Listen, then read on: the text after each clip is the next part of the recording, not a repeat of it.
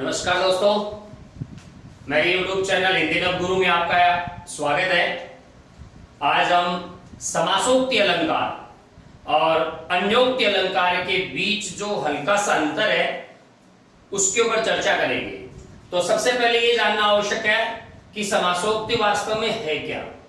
अन्योक्ति अलंकार के बारे में हम पिछले वीडियो में जान चुके थे कि अन्योक्ति अलंकार कहां पर प्रयुक्त होता है। दो शब्दों से मिलकर बना है अन्य उक्ति, और उसको अप्रस्तुत प्रशंसा अलंकार भी कहते हैं।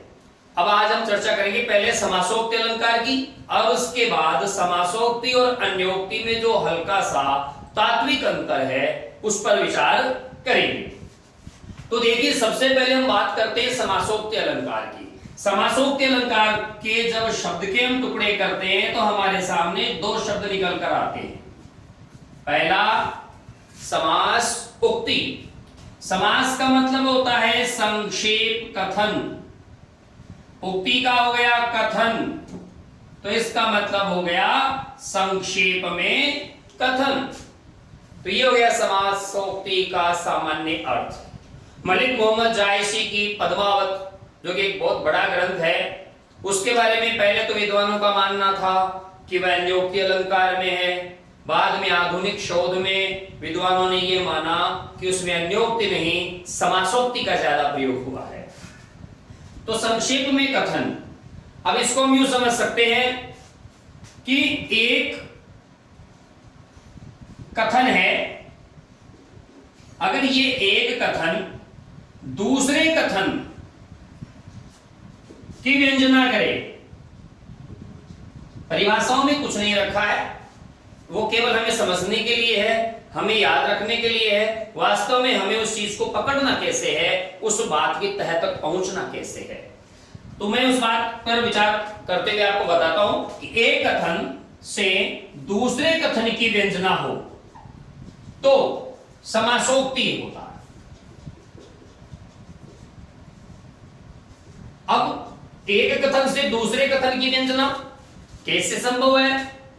वो हो सकती है, वो ऐसे हो सकती है जैसे मान लीजिए एक पंक्ति है, ये दूसरी पंक्ति है। इन दोनों पंक्तियों में एक शब्द ऐसा है जो उसके समान अर्थ वाले दूसरे वाक्य की सृष्टि करता हो, उसी के समान अर्थ वाला दूसरा वाक्य। तो यहां पर ध्यान दीजिए, श्लेष नहीं है। श्लेष में क्या होगा? श्लेष में यह होगा कि एक जैसे बूंद शब्द है, बूंद शब्द की परिस्थितिवश दो अर्थ निकल सकते हैं, तीन निकल सकते हैं, चार निकल सकते हैं, यानी सिचुएशन, कंडीशन, परिस्थिति उसमें दी हुई आती है। जैसे मान लीजिए बलिहारी नृपकूप की गुण बिन बूंद न देई, तो गुण शब्द की बात करें, गुण बिन बूंद न देई बलिहारी नृपकूप, तो गुण शब्द के नृप और कूप के संयोग से दो अर्थ हो जाएंगे। जब गुण की बात राजा के अर्थ में करेंगे तो गुण गुण रह जाएगा यानी विशेषता, और कूप के अर्थ में करेंगे तो गुण शब्द का अर्थ रस्सी हो जाएगा। तो वहां परिस्थिति दी हुई है, वो श्लेष है, मूल शब्द में होता है। श्लेष मूल शब्द में होता है। समासोक्ति श्लेष को ही हम आगे का भाग मान सकते हैं, लेकिन यहां श्लेष जब विशेषण में हो, ध्यान दीजिए, अच्छी तरीके से इसको समझने की चेष्टा आप कीजिए। अगर ये श्लेष जो है ये मूल शब्द में न होकर उसके किसी विशेषण में हो, और वो विशेषण श्लिष्ट होने के कारण दो अलग वाक्यों की, दो अलग अर्थों की वहां पर एक स्थिति बदल देता है, स्थिति एक निर्मित कर देता है। पहला वाक्य जो अभिधेय होगा, दूसरा वाक्य जो व्यंग्य होगा। दो वाक्य इसमें लगातार पैरेलल, एक समानांतर चलते हैं। तो देखिए, सबसे पहले मैं इस छोटे से उदाहरण की चर्चा करूंगा आपसे। उससे पहले हम बात करेंगे इसकी परिभाषा की। यह कहता है कि प्रस्तुत के वर्णन में, ध्यान दीजिए, प्रस्तुत के वर्णन में समान अर्थ सूचक विशेषणों के द्वारा, जबकि अन्योक्ति अलंकार में ऐसा कोई नियम नहीं है, अनिवार्यता नहीं है, बाध्यता नहीं है कि वहां समान अर्थ सूचक कोई विशेषण लिया जाए। वहां तो एक अलग को सूचित करके जो है उसको कह दिया जाता है, या उल्टा सिस्टम है, ऐसा कुछ नहीं हो रहा है। तो प्रस्तुत के वर्णन में समान अर्थ सूचक विशेषणों के द्वारा अप्रस्तुत का बोध कराया जाए, अप्रस्तुत का बोध कराया जाए। एक अंतर तो यहीं पे हो जाता है। पहले अन्योक्ति की बात करते हैं हम। अन्योक्ति क्या कहता है? अली यानी भंवरा जो वहां दरबार में नहीं है, उसके लिए कहा गया मिर्जा राजा जयसिंह को जो दरबार में था। इसका मतलब जो नहीं था उसके माध्यम से जो है उसको इंगित किया गया।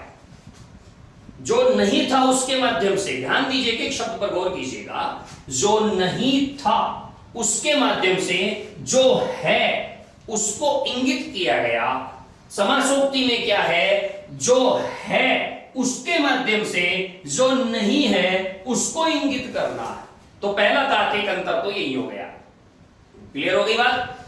तो हम बात करेंगे इसकी कि प्रस्तुत के वर्णन में समान अर्थ सूचक विशेषणों के द्वारा, यानी वो विशेषण प्रस्तुत में भी प्रयुक्त हो सकता हो और अप्रस्तुत में भी प्रयुक्त हो सकता हो, ऐसा होना चाहिए।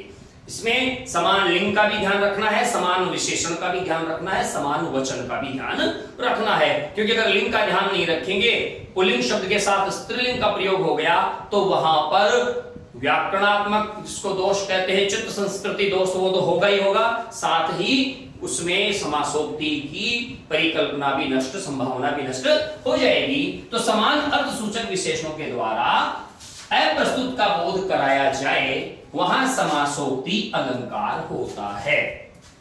तो ये तो हो जाती है इसकी परिभाषा। प्रस्तुत के वर्णन में हम मान लीजिए ए का वर्णन कर रहे हैं। ए के लिए हमने पीली विशेषण का प्रयोग किया।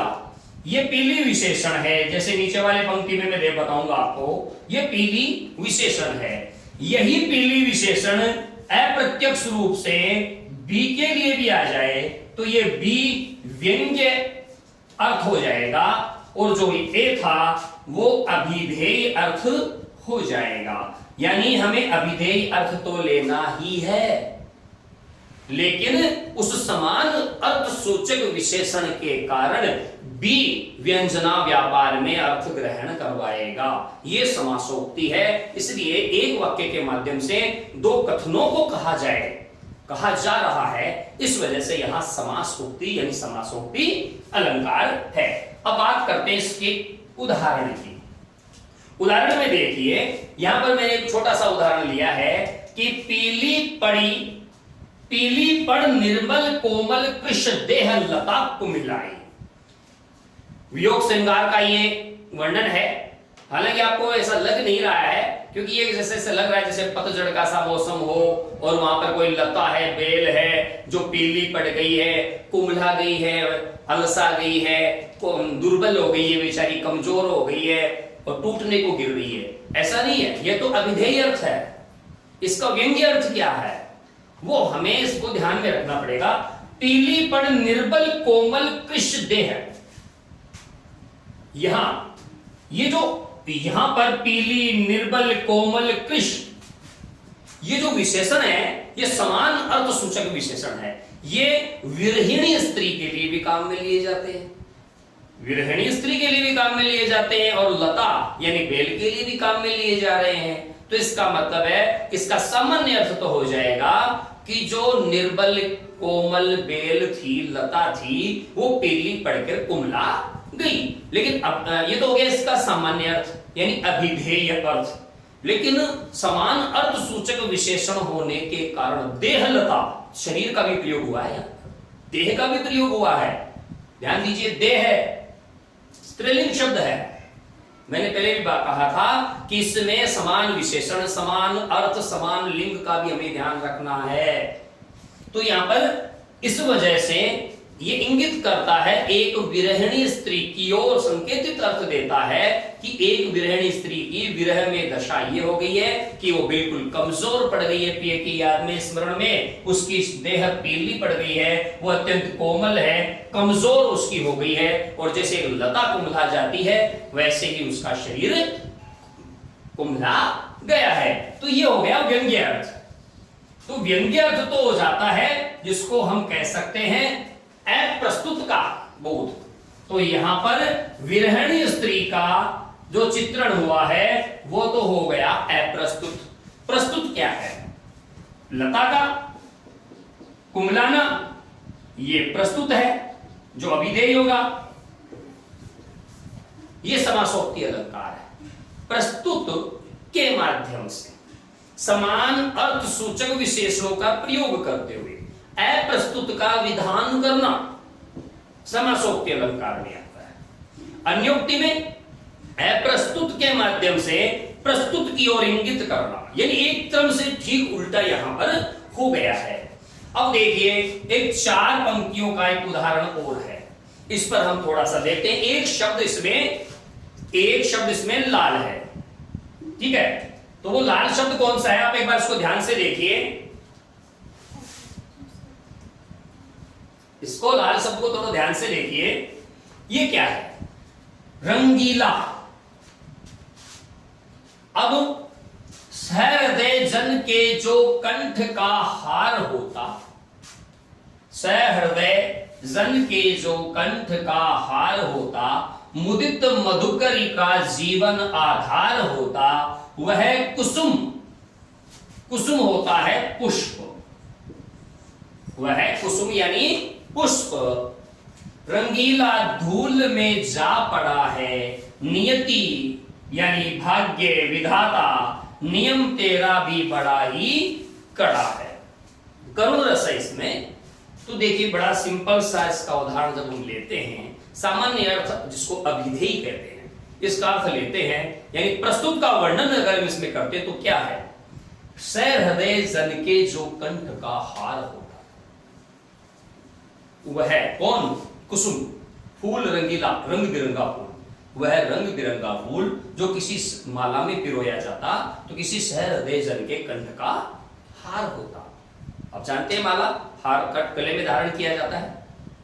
मुदित मधुकरी का जीवन आधार होता, प्रसन्न जो भ्रमरी है उसके जीवन का वो आधार होता, उससे वो सार तो ग्रहण।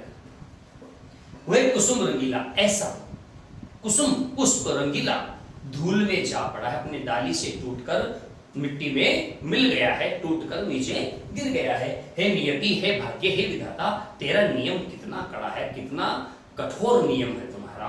तो सामान्य से एक फूल के वृंत से टूटकर नीचे गिरने का दारुण दृश्य यहाँ पर चित्रित किया गया है। लेकिन ये केवल सिक्के का एक ही पहलू है। ये इसका जो अर्थ है उसको कहा जाएगा अभिधेय अर्थ, यानी सामान्य अर्थ, अर्थात प्रस्तुत अर्थ। अब इस प्रस्तुत अर्थ में इन्होंने एक शब्द का, एक विशेषण का ऐसा प्रयोग कर लिया, रंगीला। हम सब जानते हैं फूल रंगीला ही होता है, कोई सफेद, कोई लाल, कोई चटक लाल, अलग अलग रंग के फूल होते हैं, नीला, अलग अलग रंग के फूल होते हैं। तो इसका मतलब रंगीला तो वो है। फिर रंगीला शब्द का प्रयोग क्यों किया गया?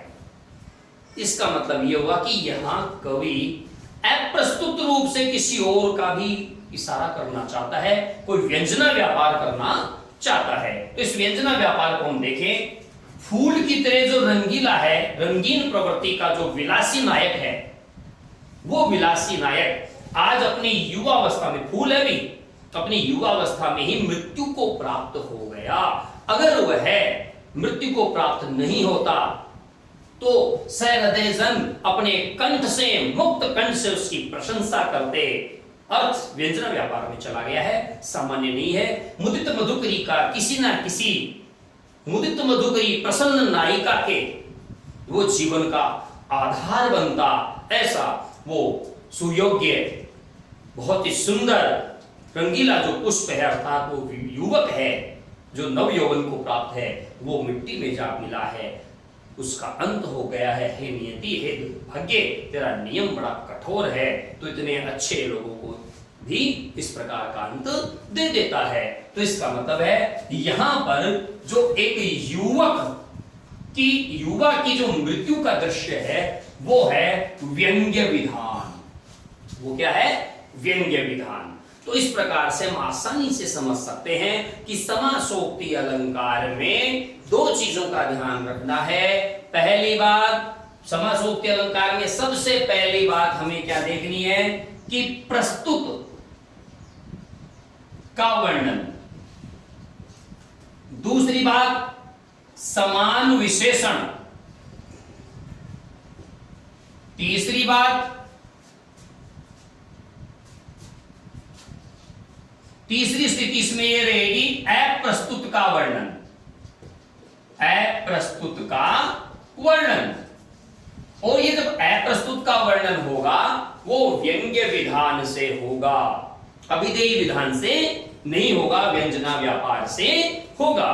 तो आप इस वीडियो को देखें, अच्छे तरीके से इसके एक एक तथ्य को समझने की चेष्टा करें और समासोक्ति और अन्योक्ति के बीच में जो ऊहापोह की स्थिति रहती है उससे निकलकर बाहर आए।